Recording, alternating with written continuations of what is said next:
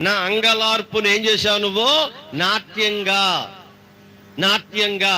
మాకు తెలిసిన ఓ బంధువు ఉన్నాడు, నా మాట వినాలి. మీరెవరో నాకు తెలియదు, నా సాక్ష్యం చెప్తున్నాను నేను. నాకు ఓ బంధువు ఉన్నాడు.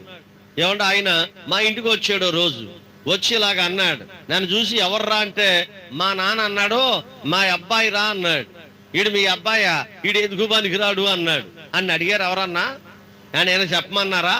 మాట్లాడరేటంటే మళ్ళా అన్నాడు, నెత్తి మీద రూపాయి బిళ్ళ పెట్టి దేవి శాఖలో నిలబెట్టిన, రాజమండ్రిలో దేవి శాఖ తెలుసా మీకు?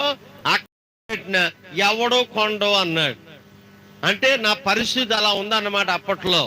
అంటే ఎంత దీనస్థితితో చూడండి, ఎంత గోను పట్టో చూడండి, ఎంత విచారమో చూడండి, ఎంత వేదనో చూడండి. కానీ విచిత్రం ఏంటో చెప్పనా? రూపాయి బిళ్ళ మారన అన్నవాడు అలాగే ఉన్నాడు, నేను మాత్రం చెప్పండి అదే చెప్తున్నాడు ఇక్కడ. నా గోనె పట్ట విడిపించి సంతోష వస్త్రాన్ని ఏం చేశాడు? ధరింపజేశాడు.